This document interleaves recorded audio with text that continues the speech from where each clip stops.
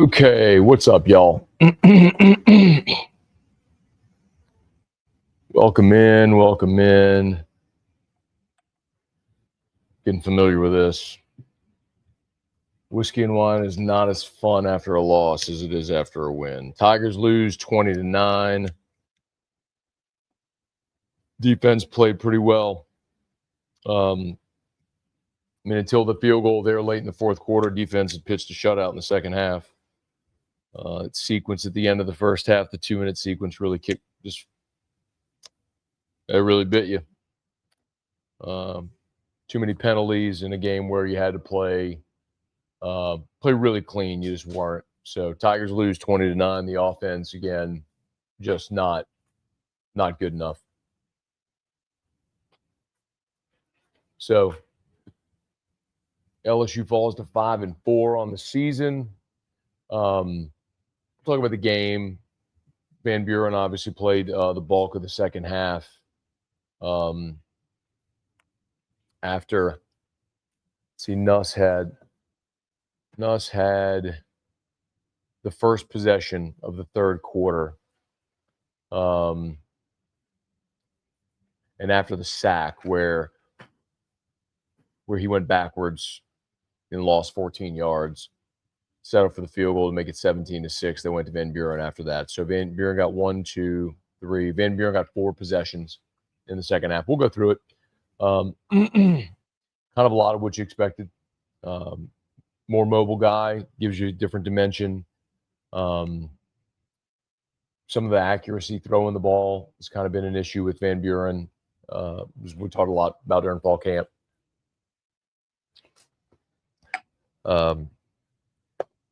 Offensive line can't protect. It's doesn't matter who's quarterback. Van Beurren adds a different dimension running the ball, which I know we'll dive into all that. So, all right. Thanks for being there with us. Please smash the like button if you would. On YouTube, subscribe to the channel, Facebook, like the page, share the post. Even though it's not a victorious whiskey and wine, y'all know the drill. Make a toast. Cheers, everybody.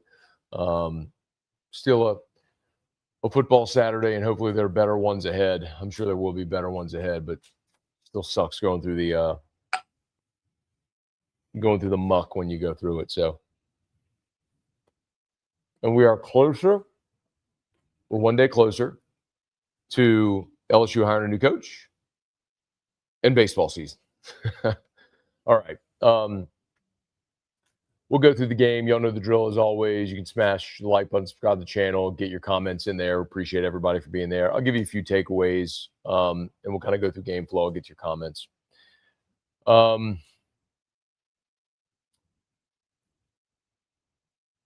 Just looking at the game itself, thought you started off, just about as well as you could have hoped, man. You won the toss, and that's when they went for it on that 4th and 1, and you stuffed them. So you get the turnover on downs, you get the ball, man, and you move right down the field. But you missed the field goal. You get the ball back quickly, and then Bauer-Sharp fumbles. You look at that first half, their field goal came after Bauer-Sharp's fumble. The first touchdown came after P.J. Woodland's PI. And then the touchdown right before half was just, P.J. Woodland got cooked today. Not a great day for P.J. Woodland. Got cooked on the 53-yarder that set up the touchdown right before half with the 2-minute sequence. So, we'll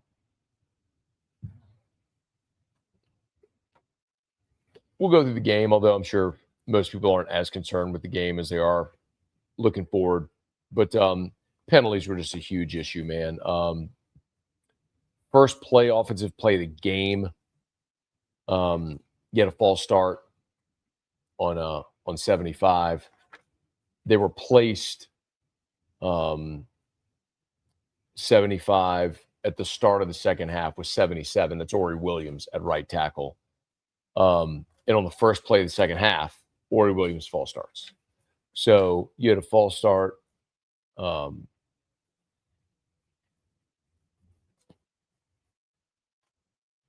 Just in the first half.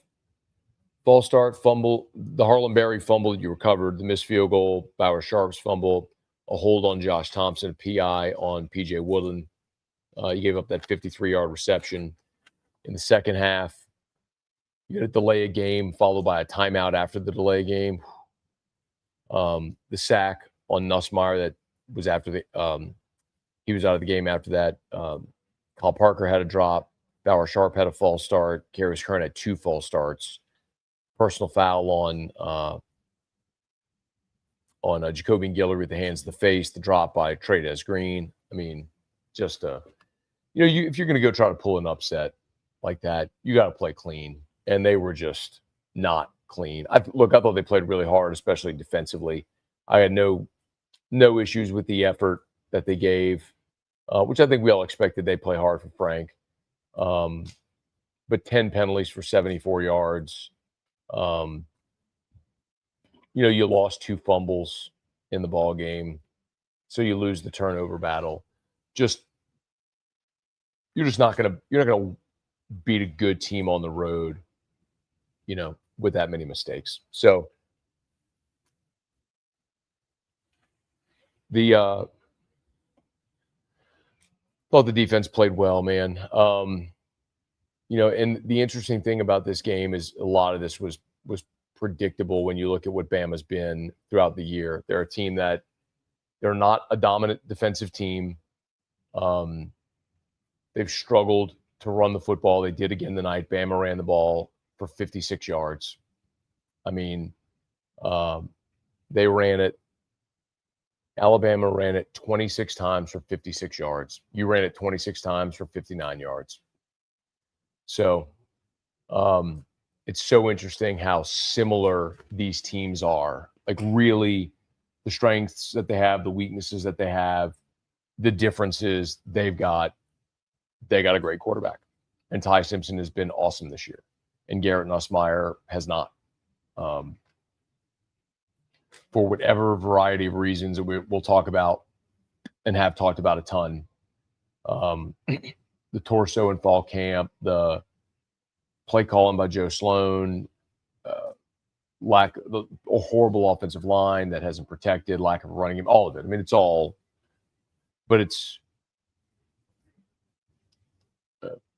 if it's Nusmeier, Van Buren, I mean, I know it is what it is, but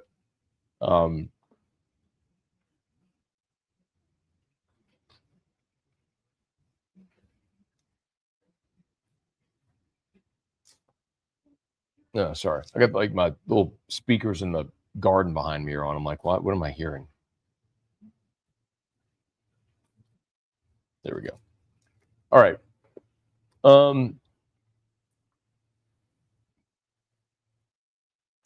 Couple other quick notes. We'll go through the game. I'll get to your comments and everything too. Aaron Anderson elbow injury. He returned and then went out again.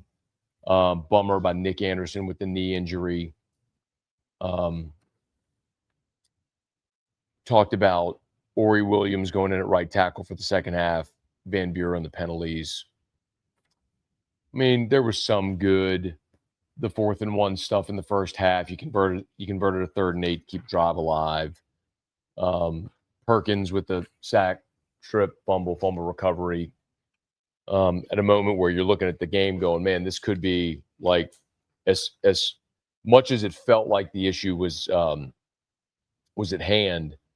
First play of the 4th quarter in a 1-score game. I guess at that point it was 17-6. So you're down 11. But first play of the 4th quarter.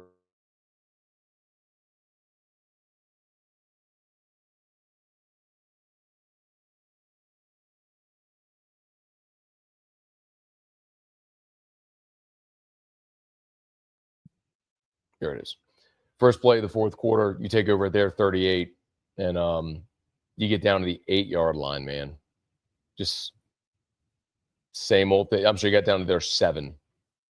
And then you had a sack, the false start on Kern, sack.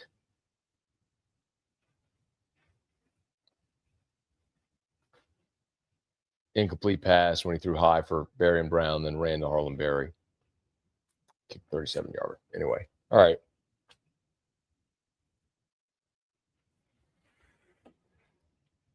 All right. Let's see what y'all got. I can go through game flow, but I'm sure everybody just wants to talk.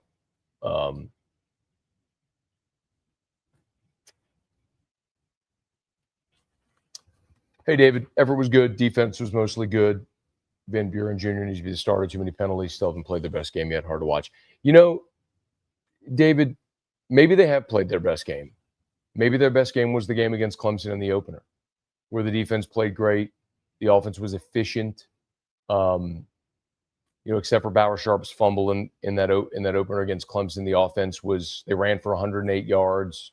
They were balanced. Like we may look back and that might end up being the best game of the season that they played.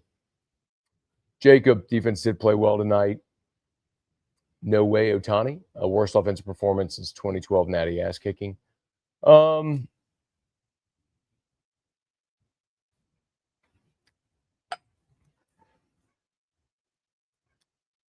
No. You must have missed the entire 2014 season. The entire 2014 season was hard to watch offensively, man. Let's see. Hey, Matt, love the show. Could have very won the game. Disappointed in the loss. Brighter futures. That is kind of the disappointing thing. And just Nico, thanks for the super chat, man. Appreciate that.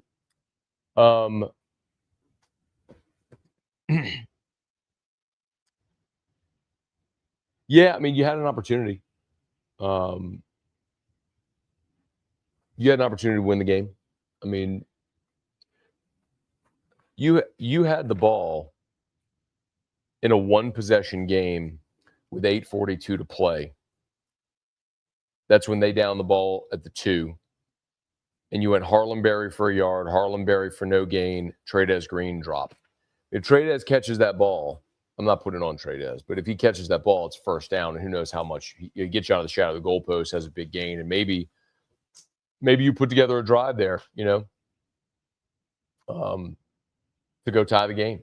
But again, that was just the crucial part of this is when you're not good, you consistently make mistakes, and this team just consistently made mistakes all night, like they've done all year. I mean, both quarterbacks, both Nuss and Van Buren, wasting timeouts because they can't get to play at the line of scrimmage. I mean, the awful see, and Sean McDonough said on the broadcast, he said that's awful. They had the delay of game and then burn the timeout after the delay of game. Where was that? No, I can't find it. The hell with it. Major League.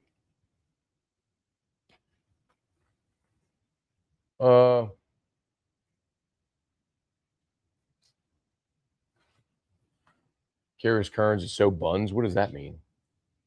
I think Kearns is a good player, is going to be a really good player. I think you're asking a true freshman on the road to go hold up in a tough spot. Like, we're going to judge people by Will Campbell standards because he was awesome. I mean, he's the 4th pick of the draft. But I think Kearns is going to be really good in time. But he had 2 false starts and actually could have had a third, the one they called him Bauer Sharp. Kern jumped as well. So, and the sack on Nusmeier, the 14-yard sack on the first drive of the third quarter, man, I'm not even sure I put that on Kern. Like, that's on Nusmeier.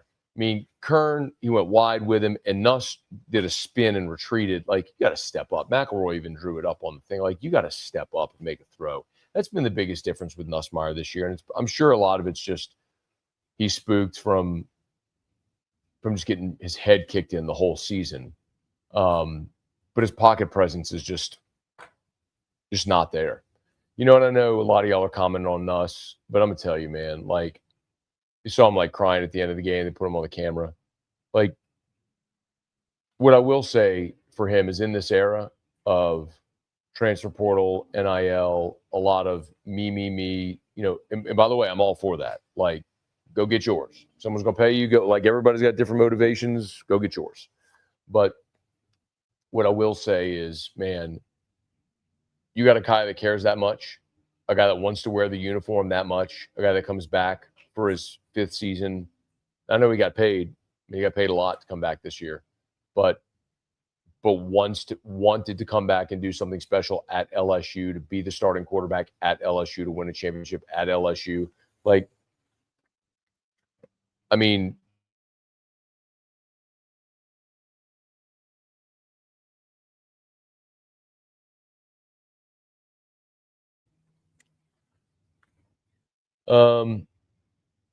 had to watch this team and the Saints tomorrow. Why do I do this to myself? Rough times in Louisiana, man. Sucks for Frank. Defense played their tails off. O-line is a joke. I mean, I think we will look back. We already have, but we do the postmortem on this season. I think definitely one of the things that we'll look back and say is they just misappropriated the money and should have spent more on the offensive line. And they tried. I mean, there were guys they were in after. There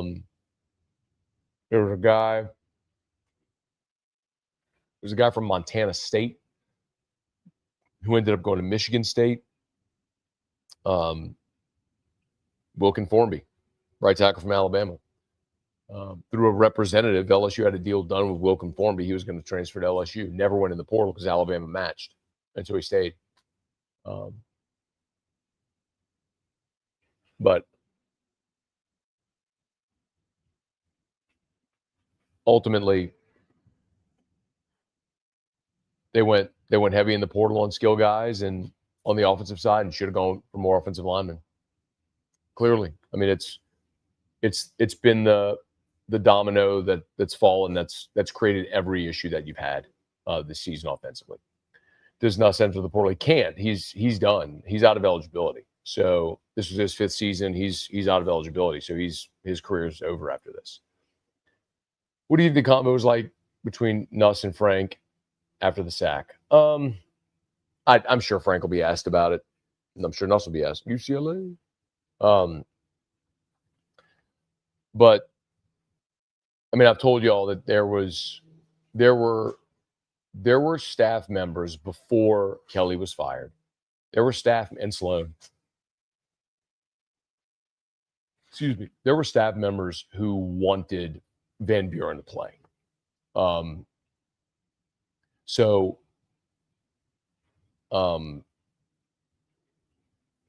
know that it's a total shock with the game going the way it did that they made a change. I thought we'd see Van Buren tonight. I thought he'd have packages, right? Like I thought he'd get 5-7 snaps, something like that, situational, third down, change of pace, just a wrinkle.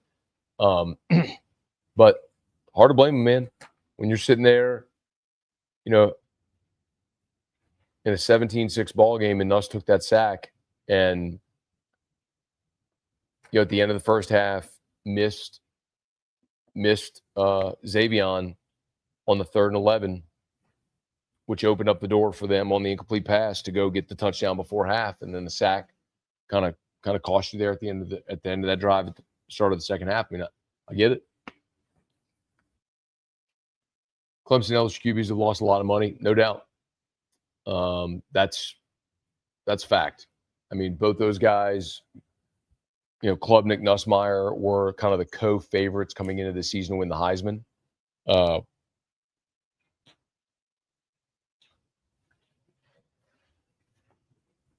Both those guys have, it's going to be interesting to see how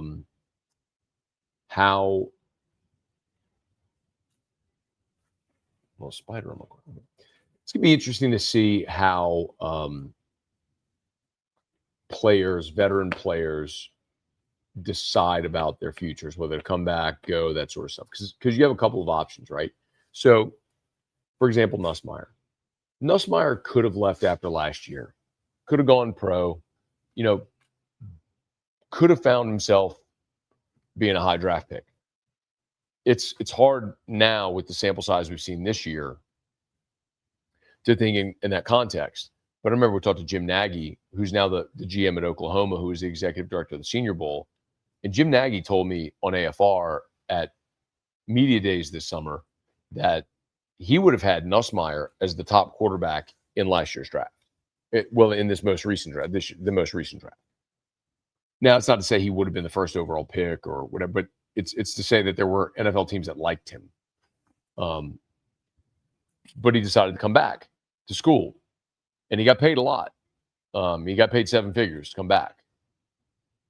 So, and it hasn't gone well. So I think you look at it in terms of, you come back, if you're a veteran player, you come back to school, make your NIL, rev share, make chance at a championship, get paid, maybe increase draft stock, or do you not risk coming back and have risk injury? And then what happened to Nusmeier this year, which is, he just had a very bad season, hurt his draft stock. Chris, what's up? Kyle, FSU got here. Love LSU. My mom's side of the family. He's from Louisiana. Love your show, especially all the change inside the program. Wish FSU would follow LSU's footstep. Fire Norvell. The thing with Norvell, I know, is his buyout's in the 70s, right? 70 million-ish. That's a challenge, man. I'll be fascinated to see what this new contract that LSU does with whoever the next coach is, how they structure it, to see if maybe they are a trendsetter to how deals might be done in the future. If you start to see a move from the guaranteed money.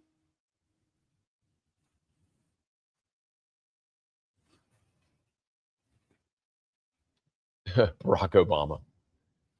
I may be the last believer, but Nuss is not the issue. Well, let's be fair. Garrett Nusmeier has not been good this year. Like, there's a lot of reasons for that. There was time early in the season when he was playing very efficient football. He wasn't, the stats weren't popping, but he was protecting the football. They were functioning within the offense. They were winning. But eventually you're going to get to a point where you play good teams where your quarterback has to make plays for you.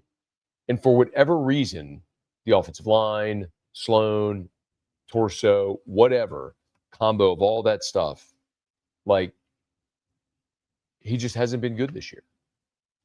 So, I mean, you're one of 4 teams in the country that hasn't scored 25 points yet against an FBS opponent. I mean, come on. Like,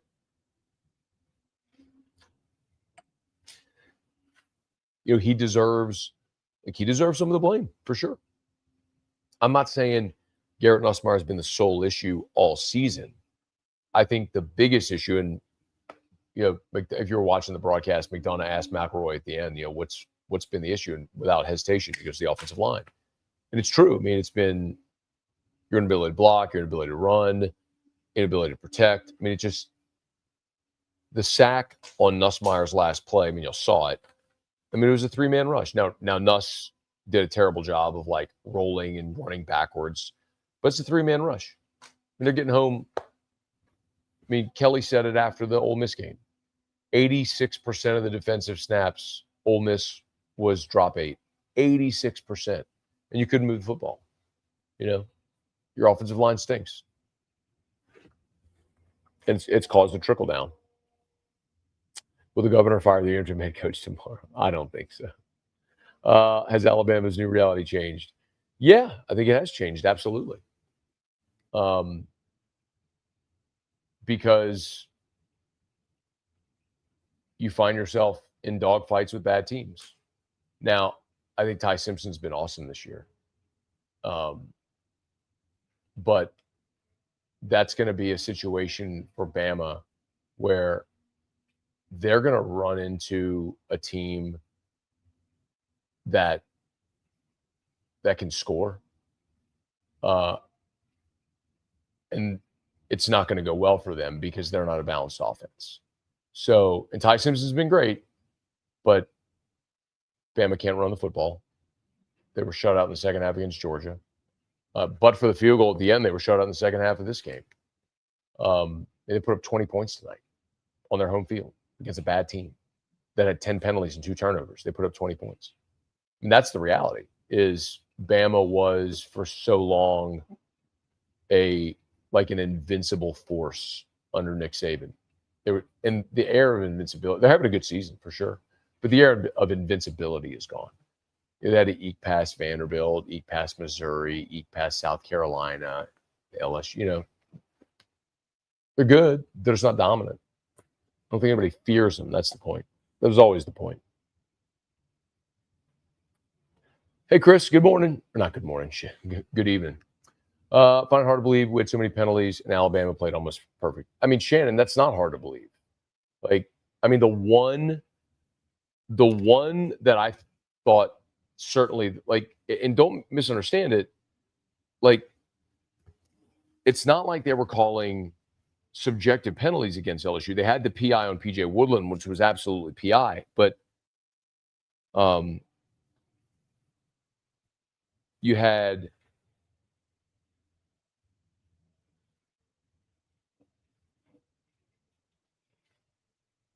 one second. You had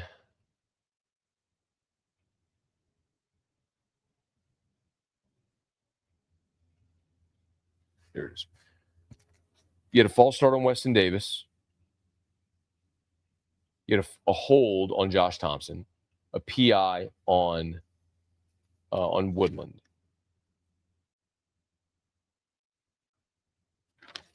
But you had a false start on Weston Davis, false start on Bauer Sharp, 2 false starts on Carius Kern. You had the personal foul against Jacobian Guillory, which was objectively a penalty. You had an illegal shift against Barry and Brown. I mean, those aren't subjective penalties. Those aren't judgment calls. That's like you're moving before the ball snaps. You got an illegal formation. You've got a delay of game. So that's not the ref is siding with the home team. That's you're not a disciplined football team and you committed 10 penalties. And the 3 subjective penalties, the holding, the personal foul, and the PI, I think were all good calls. The one that they should have called against Bama, they didn't, which should have been a personal foul on the late hit out of bounds with David Thomas when they flung Thomas to the ground out of bounds, and if the ref missed it, whatever. That's the one. I mean, I wasn't looking at that game all game going like, I can't believe the refs missed that call. All right, please smash the like button if you would. Subscribe to the channel, Facebook, like the page, share the post. Matt, want to send you a thank you note. Is the 1045 email the best way? Yeah, for sure. Matt at 1045ESPN.com. If you want to email me, you can do that for sure. Hey, Joshua, what's your take on the rumored coaches that have gotten extensions, how it impacts LSU's coaching search? So, Joshua, it's probably better if you ask me specifically. I'll tell you, if y'all want to talk coaching search, I mean, I'll tell you what I know. But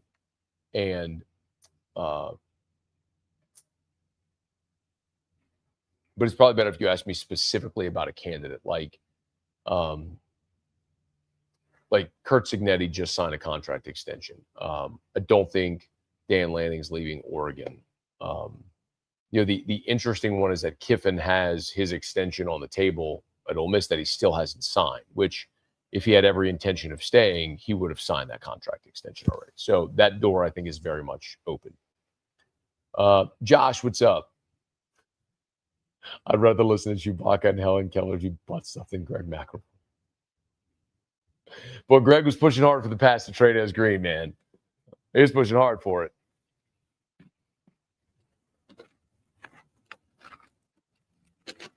Hang on. Woo!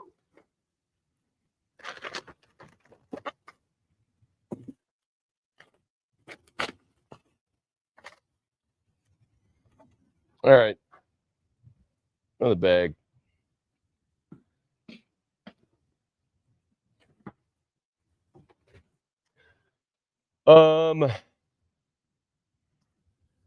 Nuss felt the jersey. Wish more did it. Nuss felt the jersey wish more did. Oh, I see what you're like. Yeah, I mean that's why. Look. Two things can be true, right? Like Garrett Nussmeier's had a bad season. We could all acknowledge that he's not played well this year. But you can't fault the guy for desperately caring and loving LSU and wanting to be great at LSU. And I also would not sit here and tell you that he is the sole or biggest issue that LSU's had.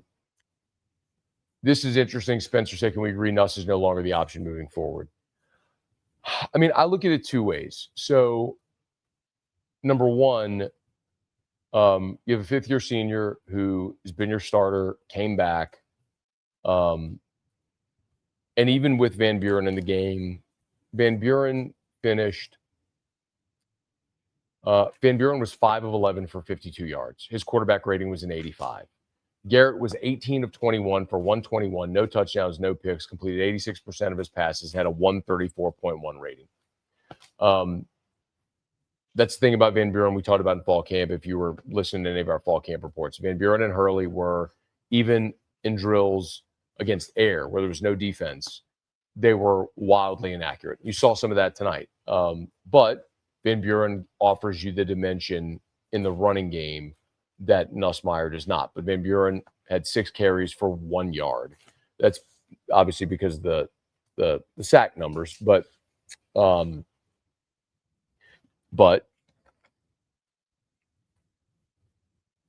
know, there was the 3rd and 10 where he ran and slid just before they had originally given it to him. They reviewed, moved it back, and then you had the false start on Bauer Sharp, so you ended up punting. Like, again,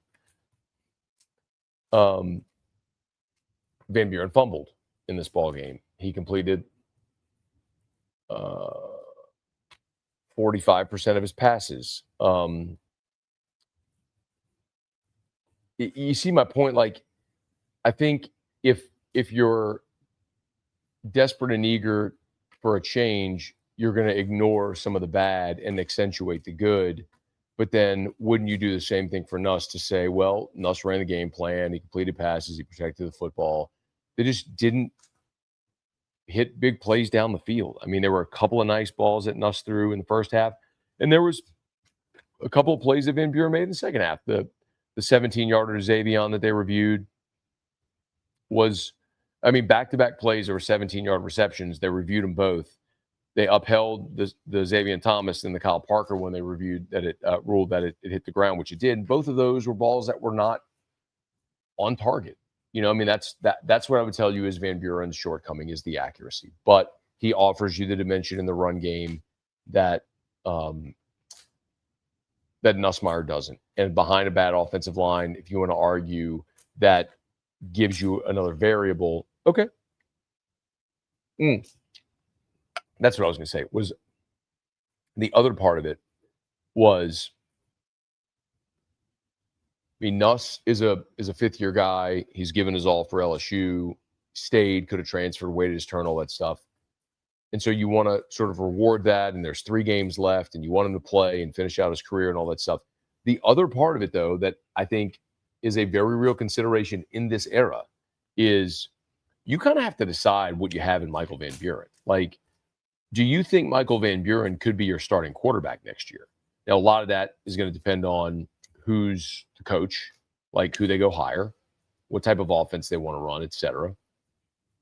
But, you know, I believe, and I don't know if y'all agree with this, I believe they're going to go sign at least 1, maybe 2 portal quarterbacks. Because, look, you're losing Nuss. So Van Buren and Colin Hurley are the only 2 scholarship quarterbacks you have on the roster going into next year. Like, you're not going into next year with 2 scholarship quarterbacks.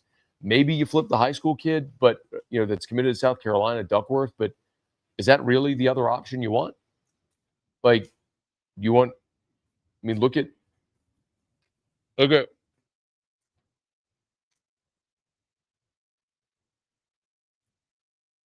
mean, just look at college football. Like, why are you relying on freshmen? Like, in the portal era, there is no reason to rely on freshmen. So I think that LSU is going to go in the portal and sign a quarterback like they did Jaden Daniels. I'm not saying someone's going to win the Heisman. I'm saying a guy that's been a multi-year starter at a power school that goes in the portal. Or like Duke signing Darian Mensah this year. I think LSU is going to do that. Like they're going to go get a more proven quarterback in the portal and maybe two guys. Like maybe a proven starter and then maybe a AJ Swan type, a guy that's a backup that gives you some depth. But you're not going into next year with two scholarship quarterbacks. That's assuming both Van Buren and Hurley come back. So you're a long way of saying you kind of got to figure out what you got here in Van Buren.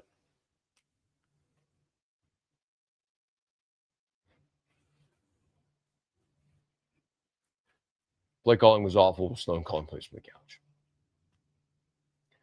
You know, as long as I've done this job, there's one thing I know. Fans will parrot some lazy ass stuff just like that. And one of them is always just blame the play caller. It's always play caller. Always play caller. When you don't know what was called and what was executed or how. Whatever. Matt, you still don't believe in number FUD? No. Not to be a championship coach. I've always said Kalen DeBoer is a good coach. I've never said he's a bad coach. And objectively, it was funny at Vanderbilt last year when he was wearing that dry fit T-shirt with his gut hanging out and everything. I mean, that's pretty funny. That hat high on his head and everything. But the point is, like, if you're objectively looking at Alabama this year, they don't look like Saban's teams. Come on, man. Like, they've won games. Good for them. They're 9-1. They'll make the playoff. But they're going to run up against a good team, like a complete team, and they'll get bounced. And Bama fans will melt. I'm guessing you're one of them, but. And I'll laugh at y'all when you do. Sure. Tell me what you want to talk. Brian, let's talk about next coach. Okay, what you want to talk about? Fire away. Gulf South. Sloan and Atkins should open a screen door company. I never expected to see the same game plan as before and saying how long it takes the OC to make a call. The one thing to keep in mind, one thing to keep in mind is it is next to impossible to change your offense in a week. Like, you are what you are. Now, I thought they would lean more heavily run in this ball game. I think they did. I mean, they ran it 26 times and threw it 32 times. So, you know, they had a greater attempt at balance in this game.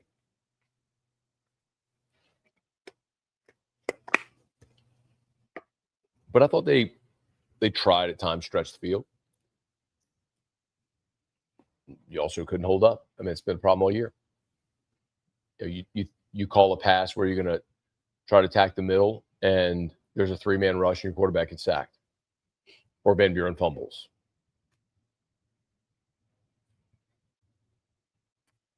Brian Laplace, what's up? Let's say Antonio. Van Buren dimension of the run was positive. The other was Simpson to the Saints in the first round. I'd be good with that. Ty Simpson's been awesome this year. He did miss a couple of deep throws though late in the game. Like, they had a chance.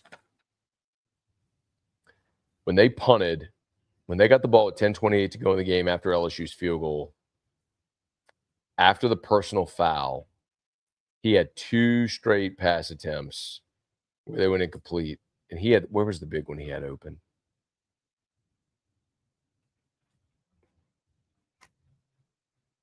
Oh, there it was. It was their first drive of the third quarter. 3rd and 8. He had the deep ball open. It was incomplete. I think it was Williams. He just missed Williams on that one.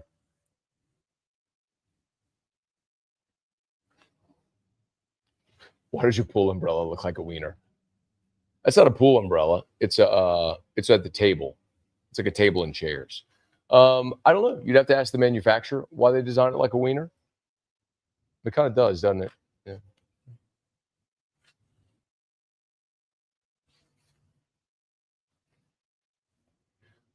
Statistically, Nuss was demonstrably better than Michael Van Buren. 1 single yard rushing from mobile quarterback, erratic throws and short passes. That's the point that I'm making. Like, I think Michael Van Buren did some good things in that half. Notably, and again, the 1 rush yard was because it's sack adjusted. And so he took a couple of sacks in that ball game, which negated his run. But you had a 3rd and 10 where he scrambled up the middle and he started his slide just a little too soon. So that's one thing where you're going to have to go coach him and show him the film and be like, hey, man, you can't start your slide until you know you got it. So dive head first, get past it, then slide, whatever. But you got to have some awareness. But that's a situation where you would have moved the chains that Nusmeier would not have been able to make that play. So I get it. But yes, I mean, Nusmeier was doing in this game what he really did for the first part of the season. He was very efficient. 18 of 21, 121 yards, no touchdowns, no interceptions, completed 86% of his passes, rating of 134.1. The problem is you get into the red zone on your first possession. You go Juwan Johnson for 2 yards, screen to Juwan Johnson for a yard. It's 3rd and 7. Nuss has to burn the timeout. Then Nuss scrambles and gets 1 yard, and you miss the 39-yard field goal. Then on the drive where you make the field goal, you blow another timeout. You get behind the sticks on the holding on Josh Thompson. It's 2nd and 14. Berry and Brown for 12 yards. On 3rd and 2, you hand the ball to Harlan Berry. He gets 2 yards. The next play, Harlan Berry busts a 37-yarder. You're down at their 28-yard line. Caden Durham for a yard, incomplete pass. Aaron Anderson for 7 yards. That's the play where he hurt his elbow. And then 37-yard field goal. 3 and out. I mean, the sequence, if you're just looking at the game, the sequence that killed you, it was the end of the first half, man. Like, they get the ball with 7:04. They miss the 26-yard field goal. So you get it back with 2:28. It's at this point a 10-3 ball game. It's 10-3.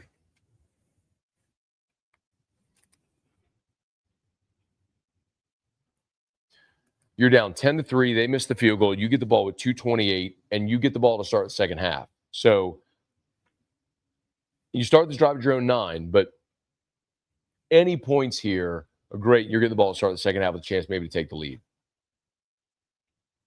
And you go Xavier Thomas for 2 yards, Caden Durham for a reception for -3, and on 3rd and 11, incomplete pass. That's the one where Nuss missed Xavier over the middle. You go 3 and out, punt. They get the ball at their own 34 with 56 seconds to go, and it took 1, 2, 3 plays, 22 seconds, and they're up 17-3, just like that. I mean, that's where the game changed completely. But yes, Nusmeier was efficient. There was just killer mistakes. Even the first drive of the third quarter, Ori Williams' false start on the first play, they overcome it. Beautiful ball to Nick Anderson for 16 yards. I mean, this play where Nick Anderson got hurt, but 2nd and 10, Anderson for 16 was a beautiful throw. You had Xavier for 20. You hit Xavier for 20 on that drive. Beautiful throw. That's the drive where they ripped Nuss's face mask off. Put you all the way down to the 22-yard line. Xavier for 7, Harlan Berry for 6, 1st and goal at the 8. You go Harlan Berry for a yard, incomplete pass, delay of game. So 3rd and 13, 3rd and goal from the 13, delay of game, timeout, and then sack for loss of 14. That was the problem. When you had opportunities, too many self-inflicted wounds. You can't be a 5th-year senior quarterback, go delay of game, blow a timeout, and then take that sack.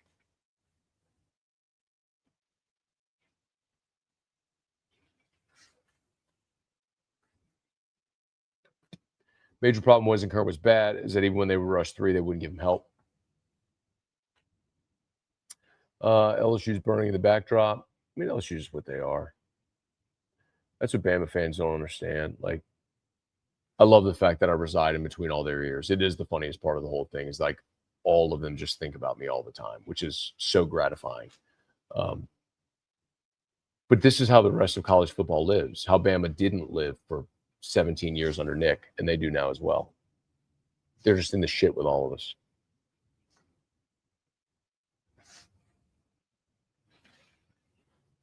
Would you say injuries limiting Nussmeier would move you more toward Van Buren or Curly, Helm guy? Or do we want to stay play? Oh, you mean for the rest of the season? Hmm. Well,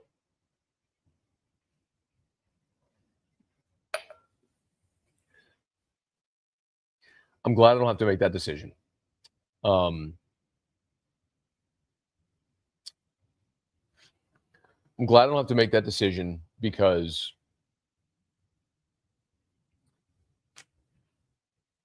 I see both sides of it. It's a lost season, so let Nussmeier play the final 3 games. He's a senior. Let him play the final 3 games. The other side of it is you do have to decide what you're going to invest in Van Buren next, if anything, for Van Buren for next year. And if you, I'm tired of seeing both screens. And if you try to play them both, you've already done a thing now in playing Van Buren. I mean, look at the comments today. Like, in playing Van Buren in this game the way they did, you've now created a division among fans, probably among the coaching staff, probably among the team as well. Some guys that are going to want Nuss to play, some that are going to want Van Buren to play. And so let's say Saturday against Arkansas, they start Nuss and they punt on the first drive. Fans are going to boo because that's what fans do. And so now you're creating an even more toxic situation for the final 3 games, which sucks. But that's what happens whenever you make the decision that they made tonight, which I don't think it was a wrong decision. They're trying to find a spark offensively and try to go win the game. I mean, you were very much in the game, but I know LSU is a bad season. Quick thought experiment. Do you think LSU could win the ACC?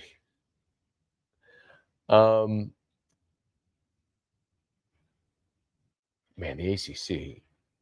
What a train wreck. Virginia lost today to Wake Forest.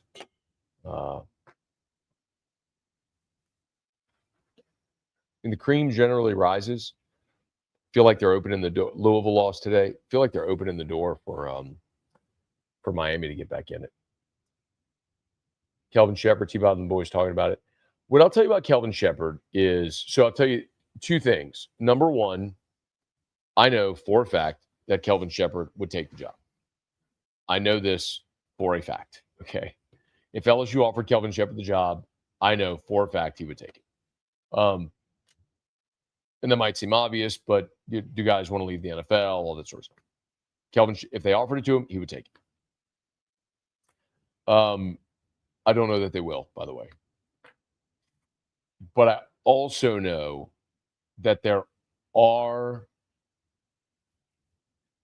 people, like the kinds of people who write checks, right, who are pushing that.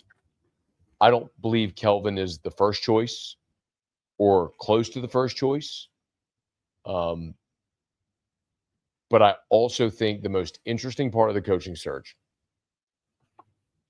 would be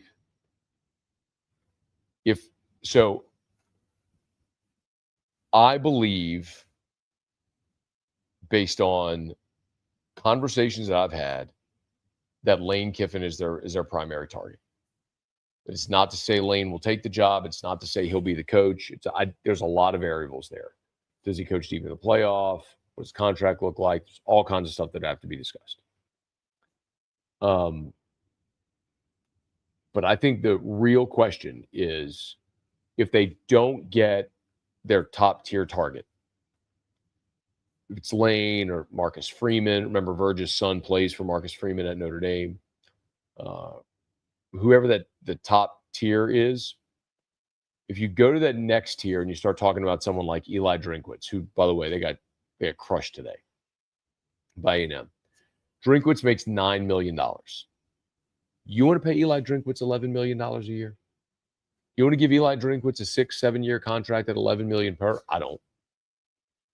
So the question becomes, what does that gap look like in that tier from like the Eli Drinkwitz, Clark Lee, Jeff Brom, right? Sitting head coaches, and someone like Shepherd or Joe Brady or John Sumrall like that.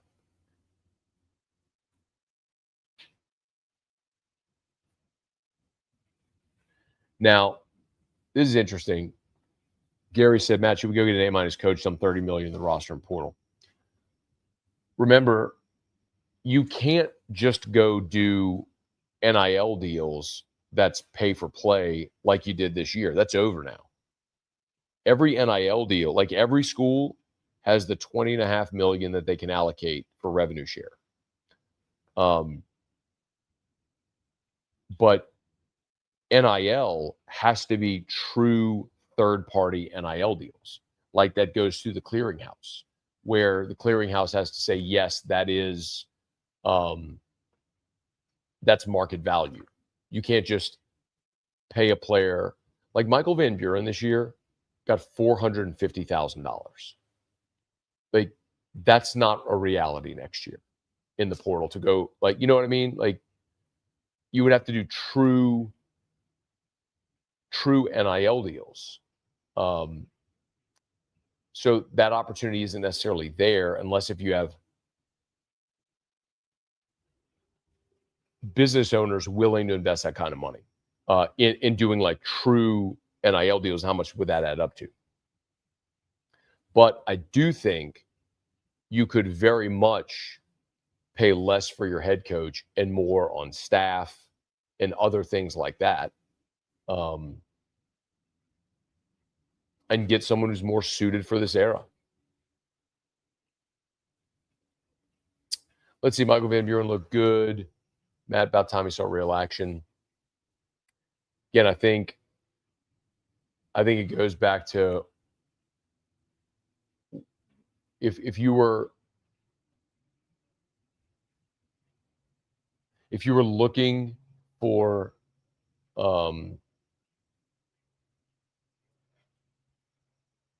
I call it confirmation bias.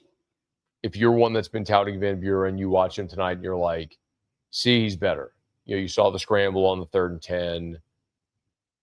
And you'll bypass the fact that he fumbled deep in your own territory, which for all intents and purposes ended the game, right?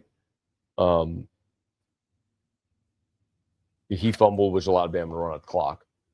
I mean, it was over, but you're going to ignore the fumble. You're going to ignore the inaccuracy of some of the balls. You're going to ignore him sliding before the first down marker, which cost you there because you were going to go for it on 4th down, but then you had the false start, and so then you punted. So you're going to ignore some of those mistakes. But similarly with Nuss, I mean, there's good and there's bad. I just don't think either is a great option right now. So, you know, I think the interesting thing about Van Buren is, you know, he's still a young player. So how high is the ceiling if he keeps getting better, right? Hey, Nick, let's see if Green catches the ball on 3rd down. We have an interesting finish. Yep. The theme of the year is you're not very good, you know. Gulf South, Vegas at LSU 10.5, lost by 11. How do they know? Point spread value. They're really good at it. Meyer, if you could pick the perfect key coaching scenario in your opinion, that's realistic, what is it?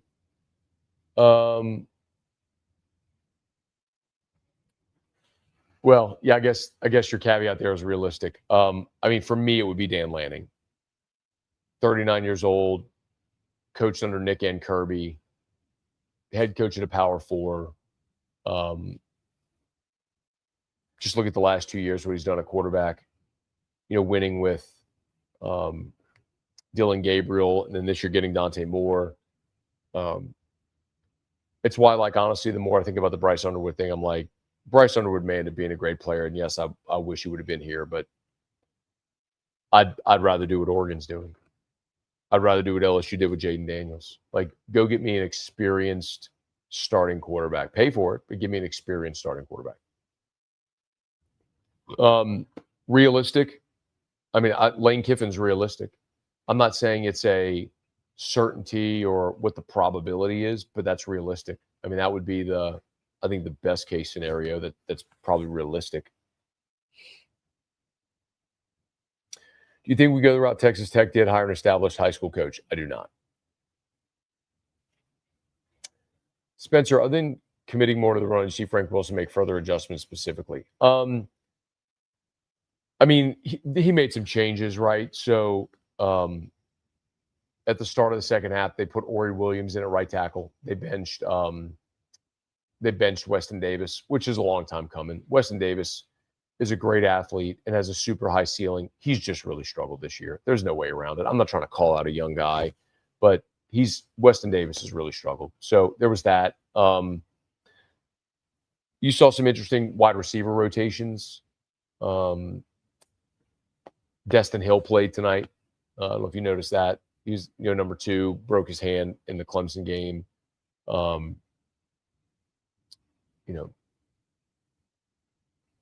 So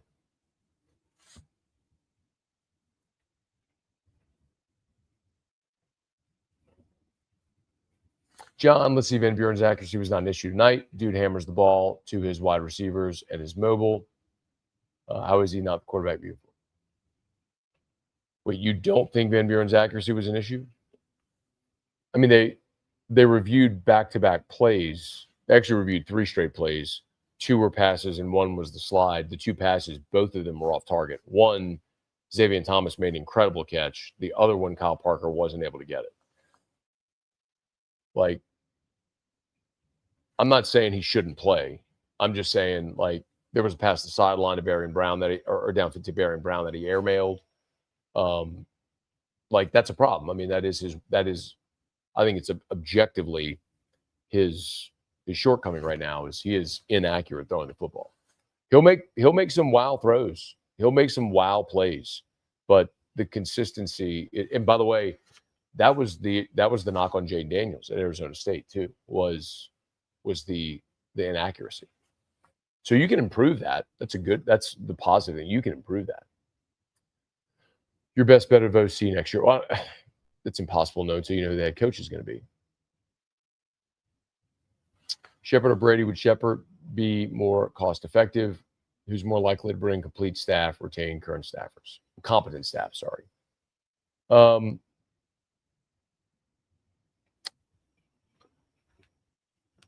I mean, if you say more cost effective compared to what? Compared to Brian Kelly? Compared to Lane Kiffin? Yeah, absolutely. I mean, I think you'd be talking in the, $3 to $5 million range. If you were going to hire Kelvin Shepard. So, I mean, you're paying your defensive coordinator 2.5 right now. So, you could absolutely do that in a more cost-effective way. Realistically, when do you foresee a hiring date? Usually late November, Thanksgiving. Yeah, I mean, the playoff changes it. So, I mean, ideally, you play Oklahoma on that Saturday after Thanksgiving. Ideally, you hire your coach Sunday. I mean, that's the ideal situation.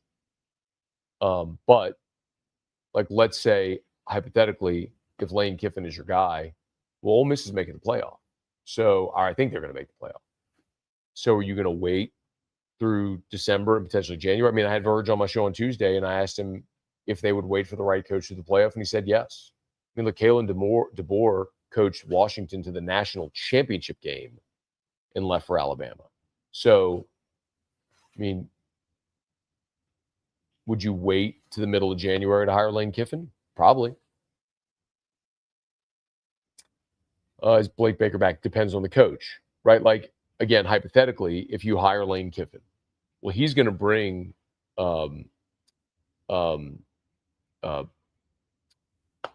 Pete Golding with him.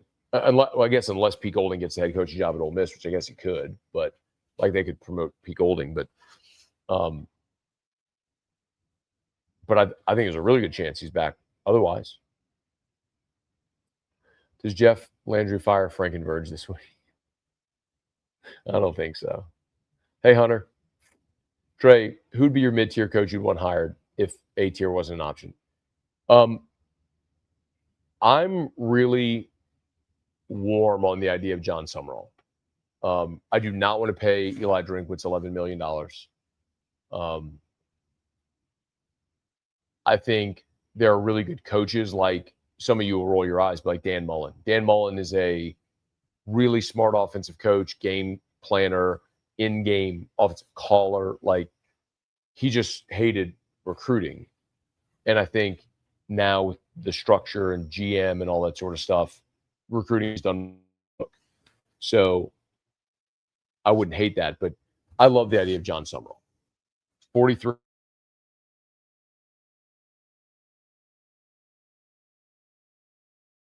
Circling. There we go. He's 43. He's from Texas. He played in the SEC at Kentucky. He's coached at multiple stops in the SEC. He's coached in Louisiana in multiple times now. He's a two-time head coach, been successful at both places.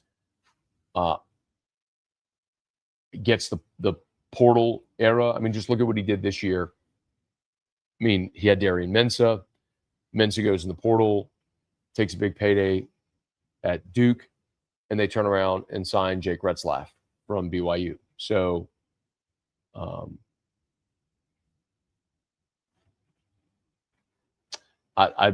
Summerall.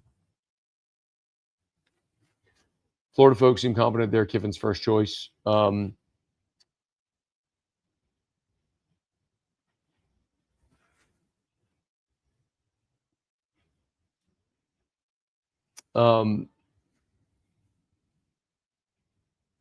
I would tell you that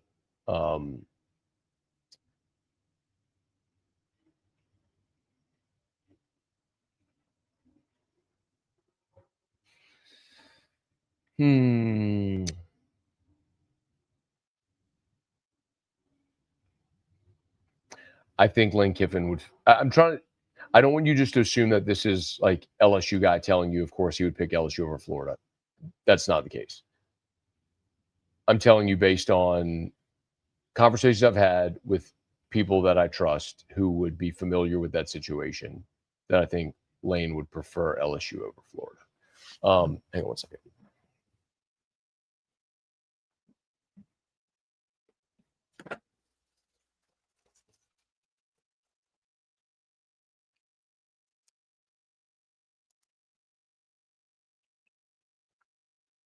Sorry. Need water. Drink ever more.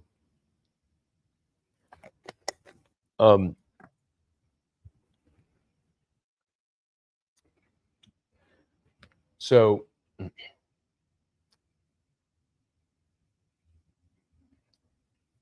think Lane would pick LSU over Florida if it came down to that. Saban leaves, Bama still owns us. Yeah, LSU got to get their shit together, man. What else is new? Weston Davis, young with bad coaching technique, leads to Brad Davis. Yeah, I don't think Brad Davis will be back. I think that's pretty obvious. Robbie, what would stop a large donor from filtering their money to a business owner, having them do the de facto pay for play to circumvent the rules? Well, it would still have to be approved, right? So, like, the clearinghouse would still have to say that player, that's market value for that player. So if you wanted to do, like, now on this current roster, if you wanted to sign a player in the portal for $1 million, the collective could write a check for $1 million and pay a player. You can't do that anymore. So if you wanted to do an NIL deal, even if a booster wanted to funnel money, like, they would still have to determine that person's endorsement, that player's endorsement, was worth that amount of money, which that gets more complex.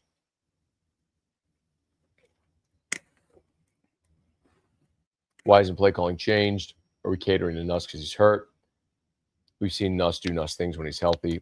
It's visible he's hurt. Yeah, I don't think it's visible that he's hurt. I think he ripped the ball pretty good tonight.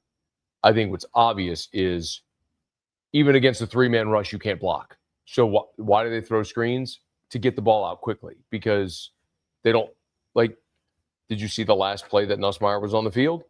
It was a 3rd and 13 or 3rd and goal from the 13-yard line. Nuss, three-man rush, Nuss gets sacked for a loss of 14 yards against a 3-man rush.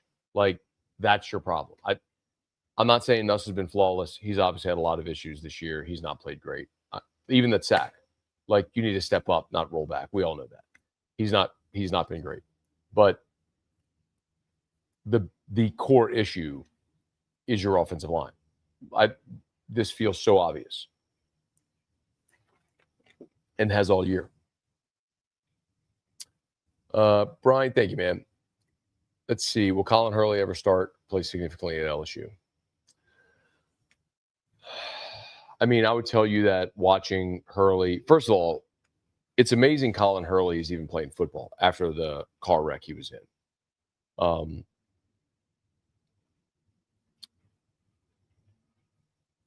Going through the rehab he did throughout the spring and getting back is amazing. Watching him in fall camp, he had a lot of the same issues that Van Buren did. Just not very accurate. Big, strong, young guy, big arm, all that sort of stuff. And I think a lot of upside. But the question about that you're asking is a good one. But we'd also have to sit there and say, like, does he stay? Like, guys don't stay. So let me ask you this question. Would you commit to Colin Hurley starting for you next season? Like, in this?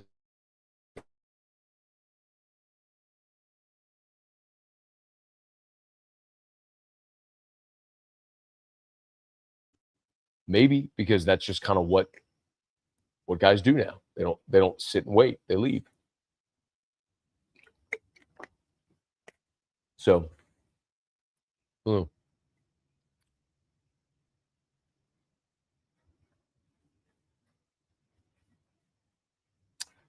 right.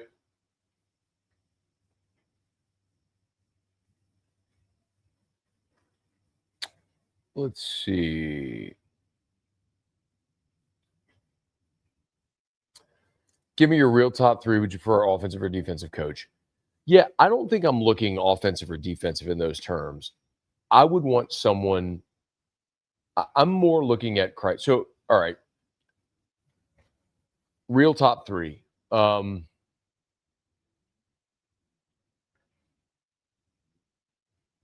my number one choice would be Dan Lanning, but I'm assuming that's not going to happen. Okay. So I would tell you in tiers, Lane Kiffin would be on the list.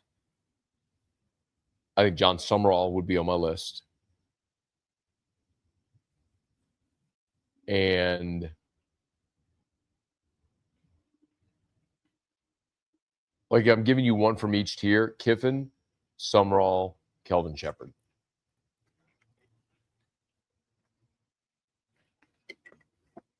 I think you could absolutely talk me into Kenny Dillingham or Clark Lee or Jeff Brom or any of those guys. But the problem, for example,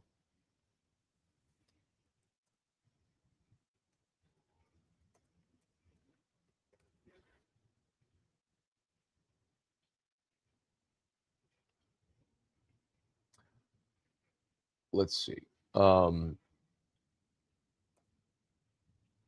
Sorry. So Kenny Dillingham's making $5.8 million this year. Okay. You want to hire Kenny Dillingham and pay him $7-8 million bucks? Maybe. Like, I think Kenny Dillingham's done great at Arizona State. He's also at his alma mater. But John Summerall is making $3 million bucks at Tulane. Like, I think you pay John Summerall $5 million bucks a year on a 5-year contract with escalators and incentives, right? And I would love that. And it's more cost effective. And then you're able to invest other monies otherwhere in the program, other places in the program. So that's kind of how I think about it. I mean, I think there's a lot of coaches that could win here. I think Dillingham could win here. I think Clark Lee could win here. I think a lot of coaches could win here. I mean, we saw Les and Ed win championships here, and then Brian Kelly, who's the winningest coach, you know, at the time they hired him, uh, didn't work out because I think it's more about in this era. Can you function in this era? Can you build a roster?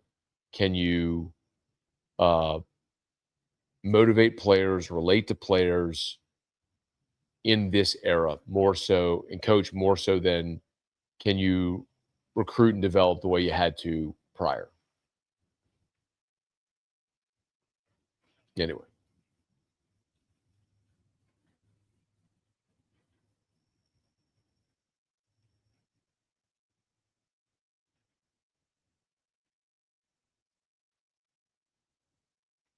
Anyway. Yeah, like I said, how is Heupel not on your list? I don't get the Shepherd thing. This is LSU. You have to hire a winning head coach. Yeah, I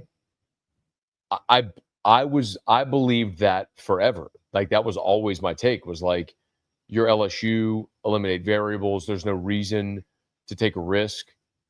It's just not true anymore. Like Dan Lanning was a first-time head coach at Oregon. Oklahoma hired Lincoln Riley as a first-time head coach in his 30s, and Brent Venables as a first-time head coach. And Georgia hired Kirby as a first-time head coach. And Ohio State hired Ryan Day as a first-time head coach. And Michigan hired Sharon Moore as a first-time head coach. Like,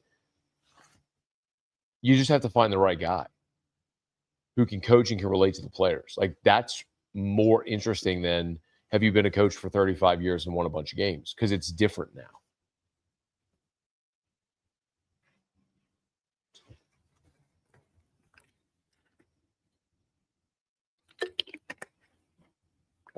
Anyway.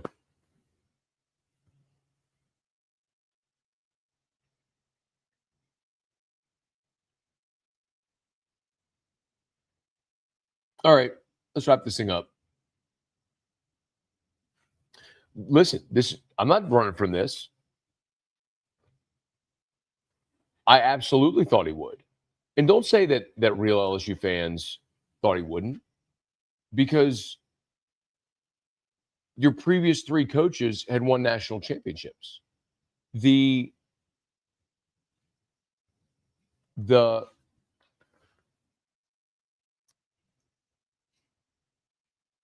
reality is the landscape of college football changed over the last 4 years. You hired Brian Kelly in late 2021. NIL went live in July of 21. So NIL was barely 6 months old. And remember, initially, NIL wasn't at that time what it would become, which is just straight pay for play through funding the collectives, paying rosters, right? And Brian Kelly, from the moment he showed up here, always said, recruit, develop, build through the high school ranks, supplement in the portal. That was always going to be his approach. And look at what they did this year. It was a complete 180 of that. They signed 19 guys in the portal, spent $18 million. Like, they were a seesaw. They never found the balance. And so all of his experience of recruiting and developing, and like the example I give is Lance Hurd. I mean, look how bad your offensive line is this year. You spent all the money and resources in recruiting Lance Hurd, 5-star from Louisiana. You get him here. After 1 year, he leaves. What if Hurd had stayed, sat behind Will Campbell for 2 years, and then was a starter this year in his third year at left tackle? Looks a lot different on your offensive line. That's just not the reality anymore. And Brian Kelly never met that balance. So I'm less interested in have you won games throughout your life and career, and more interested in can you relate to players and coach in this climate.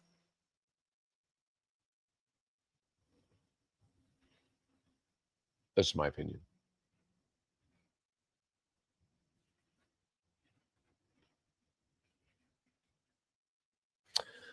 Why not Blake Baker? Guys love Blake Baker.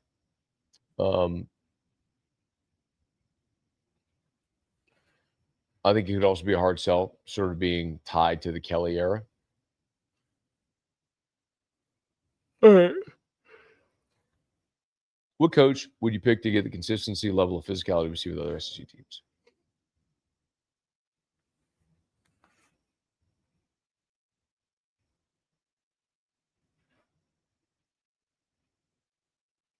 Dan Lanning.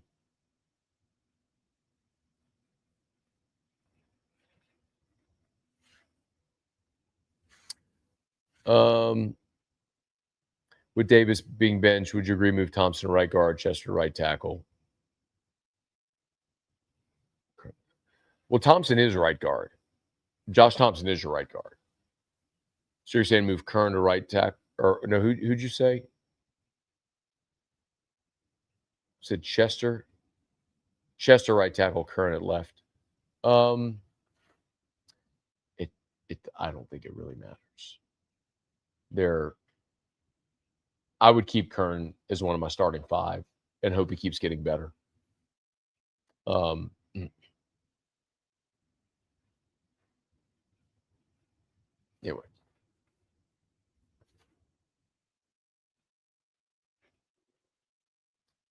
So anyway. Yeah, right.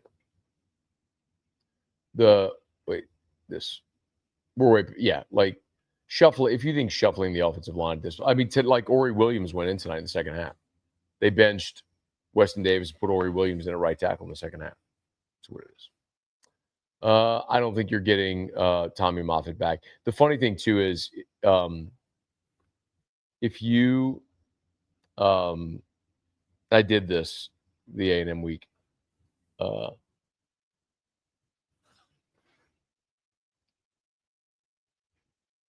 I went and looked at when Brian Kelly was hired and did not retain Tommy Moffitt. I did a segment on AFR and talked about Moffitt, who I have so much respect and admiration for. But if you go back and look at that video it's on YouTube still, and you look at the comments, like 95% of y'all wanted Tommy Moffitt gone. So it's hilarious to me that now, when A&M comes and kicks your ass, you want Tommy Moffitt back. But never forget, like, that was a real sentiment among the LSU fans. Moffitt lost his fastball. He was antiquated, too many injuries. Like, remember in 2021, you got your ass kicked by Ole Miss in Kentucky on the road. Like, pushed around, ass kicked by Ole Miss in Kentucky on the road. Everyone just buried Moffitt for that.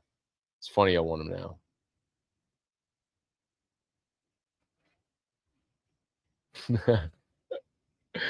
It's true. At halftime, everybody wanted Baker fired. This is like when I did my halftime live stream, everybody was just crapping on Baker after they gave up the touchdown at the end of the first half. Fans are fickle. It's interesting. Where does Matt Campbell fall in the mid-tier coaches? Sure. I'm just trying to give you names that I've heard people mention to me, and I'm talking about people who would actually have a say in that conversation. And I haven't had anybody mention Matt Campbell to me. It's not to say that he's not on the list and they wouldn't consider him. I think the really interesting thing is, I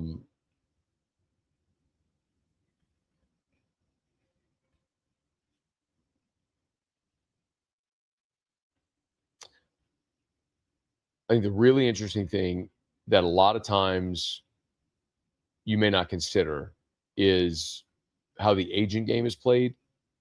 So, for example,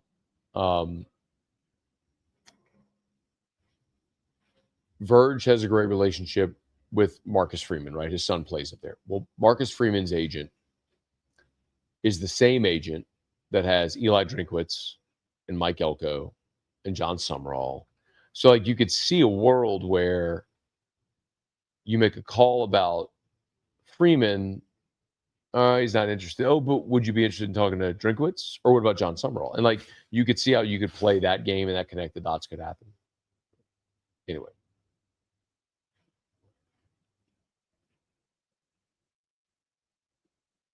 All right. I'm gonna wrap this up because I gotta go record Locked On. I gotta go to bed because I gotta be at an event tomorrow at 9:30 in the morning. So I gotta get up early and get rolling. So y'all have a great night, man. Thanks for being here with us. Tigers lose, sucks. I don't think any of us had grand expectations. Maybe hopeful, but not grand expectations. So y'all have an awesome night. Be safe if you're out and about. If you're in Tuscaloosa and you're driving back, be safe tomorrow driving back. I'm going to go record Locked on LSU. So if you're not yet a Locked on LSU subscriber, I would greatly appreciate it if you would do that. Podcast or YouTube. Candidly, podcast helps me. So even if you want to watch YouTube, that's great. But if you would subscribe to the Locked on LSU podcast, it'd be a big help to me. I'd appreciate it. So, all right. Y'all have an awesome night.